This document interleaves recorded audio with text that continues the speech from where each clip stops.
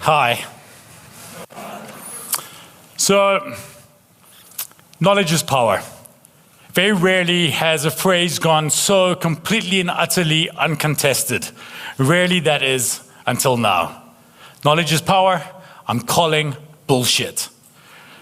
Because every single one of us had the knowledge that apartheid was happening around us or to us. But the convenience of that cheap labor, well, I really needed that housekeeper. And we're all aware that single-use plastic is wreaking havoc on the environment. But heaven, for heaven forgive if the waiter accidentally thinks I'm too cheap to order tap water. So I still sit there and I say, hi, can I have a still water, please? You know why it's called still water? Because it's still bloody water, right? And we know that these factories are creating smoke and again, doing terrible things with pollution. But we really want that new pair of sneakers. So we're just going to have to deal with it. We know that the oceans are getting overfished. But that tuna sandwich, that tuna mayonnaise could be really, really great right now. And on that note, my wife asked me to tell you her second favorite joke of all time. What'd you call an underwater rock star? Tuna Turner. I'll be here all week. Meet me later and I'll tell you her favorite one. It's worse. And we all know that terrible things are happening in abattoirs and dairies. And we know that we no longer need the nutrition that we're getting from animals. But animals still have to die because we want to consume them because, hey, that hamburger tastes really nice. And finally, we know that as singularity comes closer and closer, this idea of creating these artificial super intelligences becomes a very, very real thing. But being able to get my kitchen speaker to change the next song for me, well, that feels pretty damn cool. So I'll stick with it for now. Knowledge is power? Absolutely not. Knowledge by itself is overrated. And I learned this. When visiting the Holocaust Museum in Washington, D.C. I'm a member of an organization called EO, and I was invited to their Global Leadership Academy. And as part of this 4-day life-changing trip, on the first day, we went to the Holocaust Museum. And I can't explain to you the weight, the heaviness you feel walking through this center. It's just like your legs don't want to move. You just feel sick to the stomach. If you've been to the Hector Peterson Memorial, or if any of you have been to the 9/11 Ground Zero, you'll know what I mean. The area just has a gravity. It sucks you in. And I sat there doing this tour, and maybe it was made heavier partially because of the tour guide, this lovely, lovely little lady who was a Holocaust survivor herself. And she was still managing to tell us these stories and be upbeat. And at the end of it, I went up to her and I said to her, listen, I need to ask you a question. Why didn't people leave? Hitler wasn't hiding. He was standing, spewing his hatred to hundreds of thousands of people, and they were listening and they could hear it happening all around them. I said, surely you knew it was happening. And she said, yes, my love, we knew it was happening, but we didn't think it would happen to us. Let this be a cautionary tale for all of you. We didn't think it will happen to us. Denial is not a defense strategy, right? Shit can happen to all of us. Now, I want to park this for a second and take you on a slightly different track to a different visit back to the Washington, D.C. area. It was a year later, and I was in Arlington, Virginia, for a talk I was giving there. And I went to my favorite burger joint at the time. It was a place called Five Guys. And by the looks of this picture, it wasn't Five Guys, it was 5 burgers that I smashed in my face that day with a malt milkshake. I may be smiling in this picture, but I was not feeling happy. This was probably the worst I've ever felt. I was feeling so overweight, and my confidence was shot, and I didn't know what to do. And of course, like many other people, as many of you will understand, the more that I wanted to lose weight, the more depressed I was, the more I'd want to binge eat. And I just couldn't get a handle of it. And eventually I was invited to speak at this event. It's called Suits and Sneakers. And they told me there was going to be an audience of 3,000 to 5,000 people. And I remember the words of the great jazz musician Duke Ellington. He said, I don't need time, what I need is a deadline. And I had my deadline. And I took that date and I stuck it on the fridge, and I thought, I'm going to be in shape for that event. Come the morning of the event, I woke up, I took my, at the time, extra large shirt, and I went to button it. And up until then, I'd been wearing my shirt open because that's how we fake it. And I went to button it, and I couldn't close my extra large shirt. And I was sitting there, and I phoned my wife, close to tears, in Cape Town. I said to her, love, I don't want to go. Like, I feel so humiliated. I cannot deal with this. And she's, talked me off a ledge. She said, don't worry about it. Just go buy yourself a better shirt, go onto the stage and do what you do. You'll be fine. You'll enjoy yourself. And I did, and this was the day that I did it. And this is probably the worst I've ever felt. I think it was like 2 years ago. I feel like I look 5 years older than I do now. As if to make it worse, this talk was then captured by a company called Goalcast. They edited it down and they distributed it, and 19 million people saw it.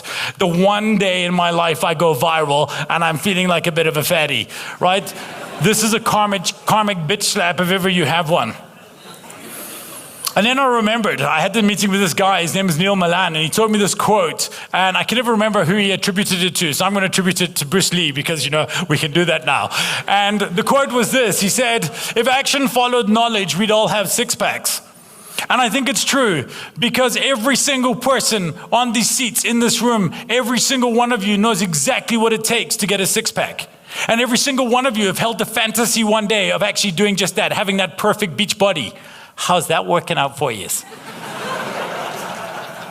So I realized that I had to take action. I had the knowledge, but I had to take action. And I set out and I put a strategy in place. And that strategy was a thing called intermittent fasting. I don't know if any of you have heard about it or understand it. But let me explain to you basically how it works.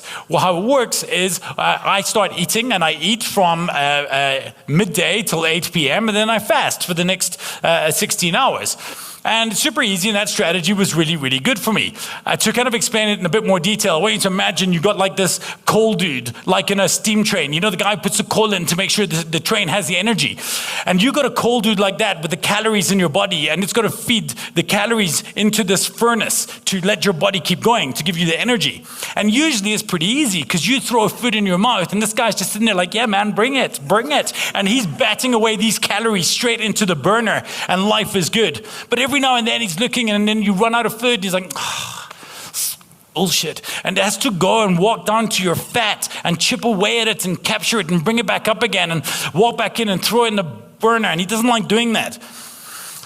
But he gets to do it, doesn't have to do it very often, because most days, just as dinner runs out, the calories from dinner run out, he's about to go to the burner, you're like, hey, it's breakfast. And you start eating breakfast, he's like, yeah, right from heaven, batting the calories back in again.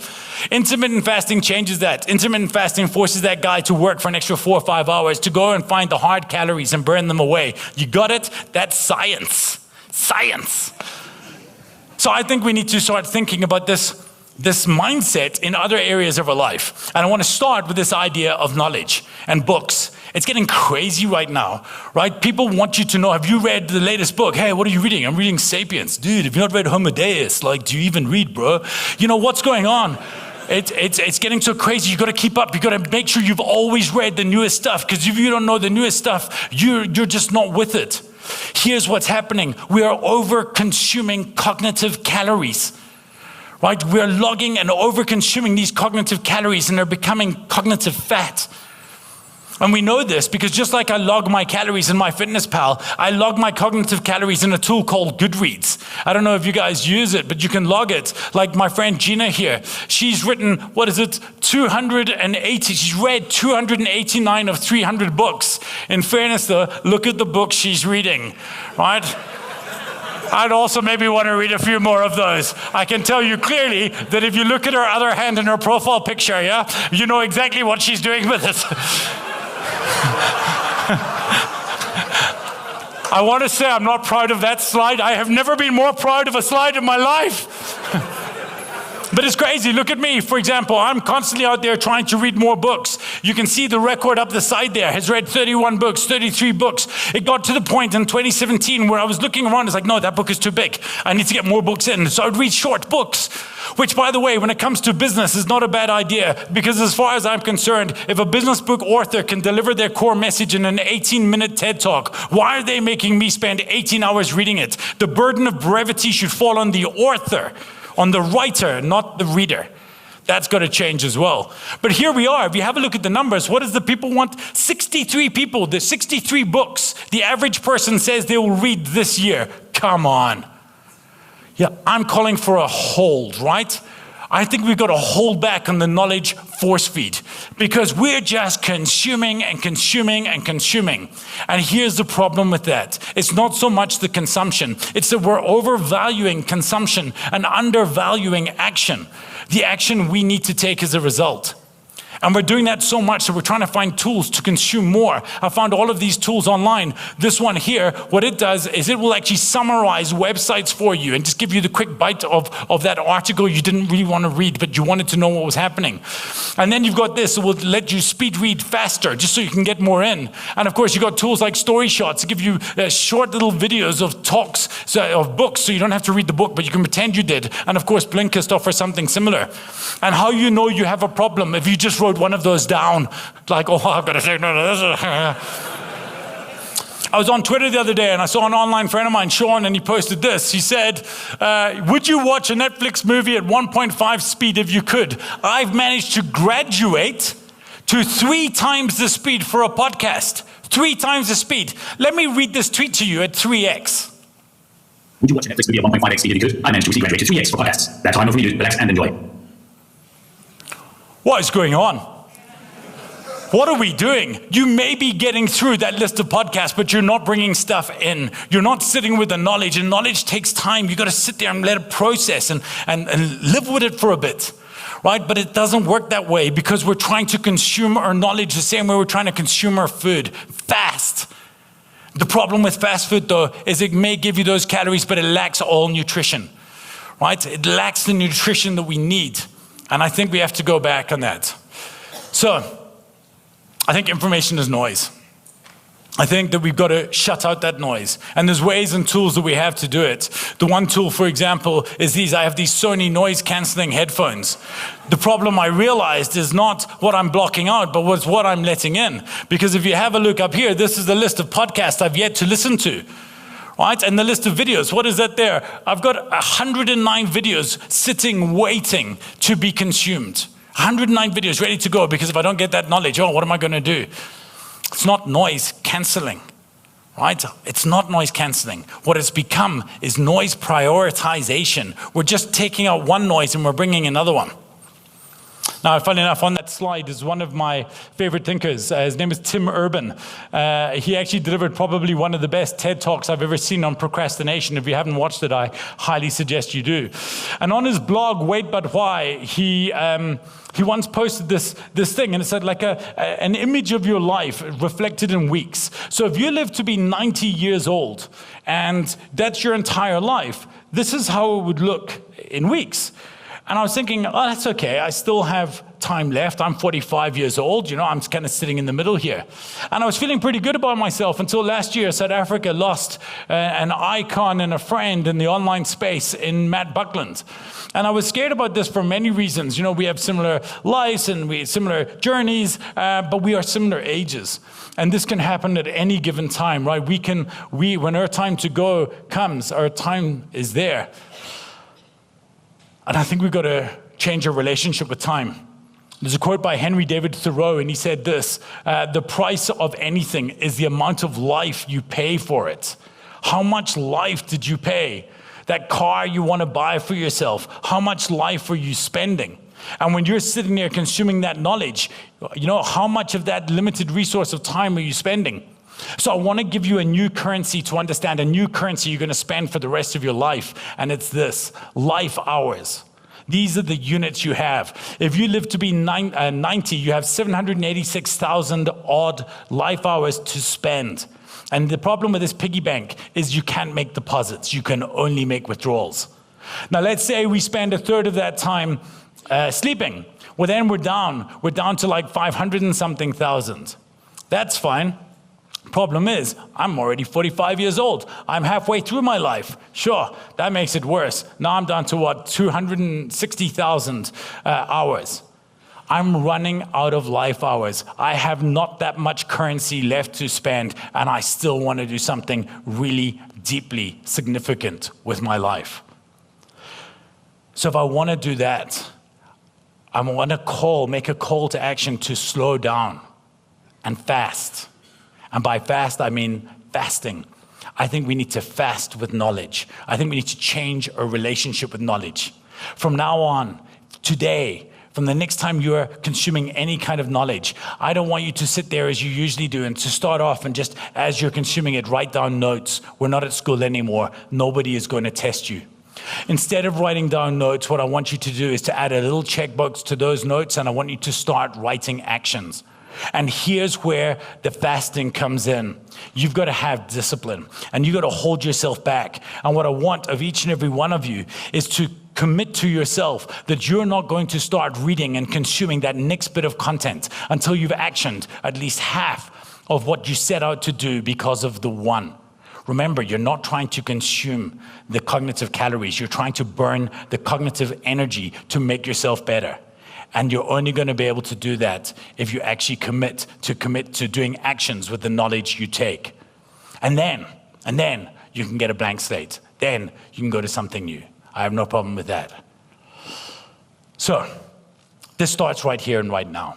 Because if, as I've said, we're sitting there, and if you're anything like me and you do find yourself having this depleting bank of hours, of life hours left to spend, understand that you're spending another 8 of them with us today. And people are going to stand up here and share ideas with you, ideas that you can put into practice and change. And if you leave without putting those ideas into practice, well, then all you got is a nice day out. But if instead you leave and you actually put some of those into practice, well, then you leave the changed person, and the time you spent is going to give you a return on investment. So my plea to you is simple. Take actions, not notes. If we can do that together, then we can stop this catastrophe of inaction. Ladies and gentlemen, thank you very much. Hello, my people. Now, I don't know if any of you have heard of the principle called Occam's razor. Do you know what Occam's razor is? Let me take you through it, just for those of you who don't know or not sure, because all of you were afraid to answer unless I asked you. So let's have a look at this thing. Occam's razor is, of course, a principle of theory construction or evaluation according to which other things equal explanations that posit fewer entities or fewer kinds of entities are to be preferred to explanations that posit more. Am I right? All right. Obviously. I mean, totally. Occam's razor, to put it simply, is when faced with 2 equally good hypotheses, always choose the simpler. And I think in business, we like to really make business more difficult than it is, right? We're always looking, we're always trying to think of all of these problems we can solve and what do we have to do next and how can we make our business better. I've had my business, I started when I was 22, I've just turned 48, so I've had it for over a quarter of a century, and I can tell you this one thing for true. There are few problems in business that couldn't be solved by better sales. Right? That's an absolute truth. There are few problems in your business that couldn't be solved by better sales. Now, understand this. I'm not saying necessarily more sales, because sometimes more sales aren't better. I'm saying better customers. My friend Howard Mann, he wrote a great book called Fewer Better. And he says that's what we need. We need fewer better people. We need fewer better sales. We need fewer better customers. We need fewer better of just about everything. But I think we need to solve for the sales thing. Because you see, sales is everybody's problem. We're all in sales. If you have children, you're especially in sales, right? Having kids is an exercise in sales. My son is 19 years old. My daughter is 15. Every day is a sales pitch. It's got my practice dialed in. But we need better approaches. You see, I think sales has been given a bit of a bad rap, right? I think sometimes we think about it in terms that it feels maybe something that we don't want to approach. It's something that we don't identify with. It's literally the only thing that I've ever identified with. All I have is that I can sell things. But the other day, and I posted this on LinkedIn, I was on Twitter and I was scrolling through and I saw this video on Twitter and I thought, wow, this is why people hate sales. Check this out. I'm an elite sales warrior. I'm an elite sales warrior. I will destroy my competition. I will destroy my competition. I believe I can close anybody, anytime, any place. I believe I can close anybody, anytime, any place. Success trains, failure complaints. Success trains, failure complaints. I have no ego. I have no ego. I have no entitlement. I have no entitlement. I have no limit. I have no limit.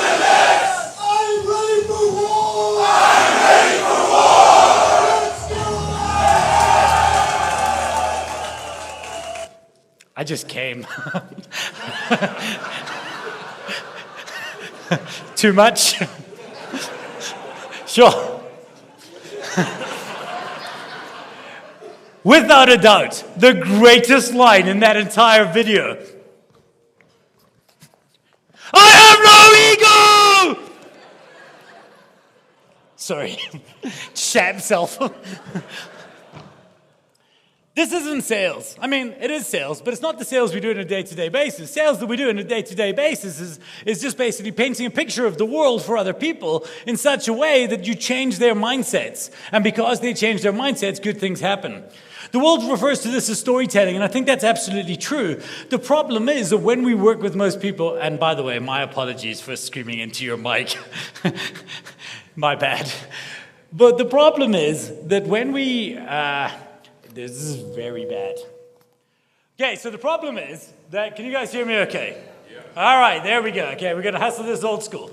So the problem with storytelling is that we've been sold this story so much that all you have to do when you're selling or you're presenting or getting on stage is you have to tell a story. The problem with that is that nobody cares about your story. You've been lied to. People don't care about your story, and so I see this time and again as people show up and they get onto a stage, or people get into a sales meeting, they get on stage, hi there, how are you? And they put up an organogram of themselves, right? An organogram, if any of you have an organogram of your business structure in your sales presentation, I hate you. Your customers hate you. I want you to look, okay, when you go into your customers, ask them where their big bucket of shits are. Okay? And then go and have a dig around in their big buckets of shits. And I promise you, you will not find a single shit they give for your company structure. Okay? Have a look at your company structure. Is Elon Musk on it? No. Okay, they don't care. But that's what we've been trained to do. We've been trained to tell our story. So I wrote a book. My old business partner, Don Packett, I made the terrible mistake of asking him to write the foreword in this book. And the reason that was a mistake is, without a doubt, the foreword is the best part of the book. There's nothing more depressing than opening your book, getting very, very excited about it, starting to read the foreword, and realizing that the first two words literally are the best. And the first two words of the book was this. He said, there are two kinds of stories in sales, yours and those that matter. And I think he's mostly right. I actually think this is true for business in general. There are two types of stories in business, yours and those that matter. And the stories that matter are other people's stories. I don't know if any of you have ever listened to the Matt Brown podcast. Any of you know Matt Brown? Years ago, I was listening to an episode of Matt's show, and he was interviewing a gentleman by the name of Tom Asseker. And Tom Asseker had written this book called I Am Keats. He's written a number of books. In fact, he's written two books called I Am Keats, confusingly. The one is more of a textbook, and the second one is this kind of allegory. And I highly recommend you check it out. At the very least, definitely check out Matt's interview with Tom. And I was listening to the podcast, and I was in Cape Town. I was on my way to Cape Town, flying down, and Tom was talking about this idea that he said, he came to this realization that every human is in a film. Every human being is in a movie. Every single one of you right now are sitting in a film. And the problem is nobody realizes that you're the star. You see, no matter what happens at the end of this, no matter what happens at the end of this presentation, you guys all go on and you're going to live to be a ripe old age. It's wonderful. You're all going to die at like 95, sleeping next to somebody more beautiful than you. Everything is going to be wonderful. You're all dying. I don't know if you know that. Spoiler alert. I'm sorry if that was a surprise. Some of you were like, what? Oh my God. I always believe that there's two lives that we live. There's the life we live before we realize we're dying and the one that we live after it. I'm certainly at the second life right now. And I think it's more fulfilling. I think in the first life, we want to build things. In the second life, we want to leave things. And I think that once you understand that, it makes this idea of living to leave a little bit more fulfilling. But no matter what happens, when you're sitting there and when your life runs out and you finally check out of this amazing world that we're in, as the credits of the movie of your life roll, all that I will be is guy on stage. Right? That's it. Like, dude who screamed next to me. Right? That's it. You need to understand one thing and one thing specifically, right? Your job is never to be the hero. My job isn't to be the hero. Your job is to audition for a better part. That's all I'm doing up here right now. I'm trying to audition for a better part in the film of your life. And these people's films, once you understand that, it changes everything. You know, after I landed in Cape Town that day, I was walking down the... If you want to, you can just kill this mic for me, bud. Sorry, because it's doing weird things. Yeah, okay, but it was just going very, very echoey. How are we doing with that? You okay now? All right, so after I landed in Cape Town there, what had happened was I was walking down that aisle. You know that long aisle after you get your luggage at Cape Town International, the domestic terminal? And it's that long, long, long passageway. Feels like it goes forever. The best thing, by the way, a short hack, when you're doing that thing, put on like a really cool song, and as you're walking, you feel like you're in a film, like you got a soundtrack going, like, yeah, what's happening? The problem is halfway down, you get interrupted. In the middle of this movie, you're walking, and like, yeah, my shit don't stink. And you're walking, and all of a sudden there's a little counter. And on that counter are two dudes. And as you walk past them, they will say the words, taxi service. And what do you say to them? You say nothing. I've seen you. I literally took a video watching other polite people. You're walking along. There's literally nothing else for you to do. It's you, nothingness, other people's loved ones. Okay? And you're walking. This guy says taxi service, and you do this. Like he farted or something, and you walked into it. I was so shocked by this because I'd just been listening to this podcast, understanding the fact that everybody lives in their own movie. And I walked past this person. He said taxi service. I ignored him. And I thought, oh my God, this is this guy's film. Every single day, that person goes to work and stands behind a counter. And every single day, he offers the service in the world to a whole bunch of people. And from the morning until the afternoon, he gets largely ignored. And I thought, I got to do better. So now, whenever I walk past, they've actually just moved that counter now to not interrupt your soundtrack walk. But as now I walk past those guys and they say taxi service, I always turn around and say, no, but thanks so much. I really appreciate it. Have a great day. Now they get to look at me like I farted because they're like, nah, you're not supposed to speak back. You're supposed to ignore me. Walk on by, pervo. What are you doing speaking to me? That's not how this works. So I think we need to understand this. And as soon as you understand that it's not your movie and it's their movie, you understand something fundamental. You understand that you don't have to tell them a story. What you need to do is to sell them a story in which you play a part. That's the job. The job is not to tell people stories. It's to sell them a new story of their life, of their movie, in which you are in it. As soon as they start seeing that you could form a part of their story, everything changes for you. And so all you have to do is you've got to sell them the idea of a U-shaped problem. When they think about it, they think, oh my goodness, I've got this problem. If only there was somebody that could help fix it. And then they think about you. For years, that's what we did at Missing Link. We did all of these remarkable, weird things in our office. And the only thing we wanted to do was to sell people a problem, a story about ourselves, that we were these kind of crazy, kind of wacky presentation people that could help you solve a problem if you had to stand in front of a group of people. And for years, we built our business out of the fact that somebody would be standing at a braai on a Saturday afternoon and somebody would say, shit, I'm so stressed. I've got a presentation I have to do in 2 weeks. It's really, really big. It's to my board. And then somebody will turn around and say, oh, you know who you need to speak to? You need to speak to that company called Missing Link. They're amazing. They do presentations. They'll change your world. They'll activate audiences. And it only works because we sold them that story. We sold them the story by letting them understand that there's a world in which this is a real problem and it could be solved. You see, the other problem with sales is it doesn't solve the problem in the way that we'd like it to. I think as early as possible, we have to switch that around. We want to move from us selling to them buying. Okay, so there's that point. Like, have you ever been called to do a sales presentation? You ask them, how long do I have? And they say, 45 minutes.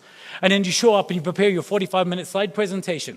But of course, you shouldn't do that. You should be presenting for a third of the meeting because you want to be, when you're talking, you're selling, but when they're asking, they're buying. And when they're buying, that's a way better place for you to be in. So that's what we always want to do. And this is one of the core reasons that I decided to write the book, Here Be Dragons. My man. The book, Here Be Dragons, because I knew that this was a problem worth solving. Now, this is a book, ostensibly, that covers the topics around storytelling. Like, it definitely is something that I wanted to address. The problem is, when I looked at the traditional models around storytelling, I was frustrated by them because they all follow the same kind of path, the same tropes. And it's no coincidence because, in fact, these tropes are based on a trope. That trope is called the hero's journey. And, of course, it talks about the idea that we have to put the hero, the customer at the center of everything we do. And while I agree with that, to Sandila's point earlier, I absolutely do agree we have to. I think we've got to understand that the hero doesn't know what they want. And when I understood this was something that blew me away. So there's a reason that the book isn't called Here Be Heroes, because I think that would be problematic. Like, I want you to think about this story, and you all, I imagine most of you are pretty familiar with it, but this story here and this guy here, his name's Luke Skywalker. He is, for a living, a moisture farmer. Right? That's what he does. He farms moisture. I mean, you know, if you get nothing else from today, know that your job isn't that bad, okay? This guy, happily going through his life, living with his aunt and uncle, farming moisture day in, day out. But he was never going to change. The only reason he changed is because this guy showed up. It was this dude that made Luke Skywalker's story interesting. It was this person, Darth Vader, that is the reason we have the film. And I thought, there's something to this. Because this individual, this Darth Vader character, could call the hero to action, could get somebody to move, to get somebody to do something that they didn't want to do when they woke up that very morning. And that's your job in sales. Our job is to convince people to do something that we want them to do, that we think that they need, that they hadn't thought about first thing in the morning.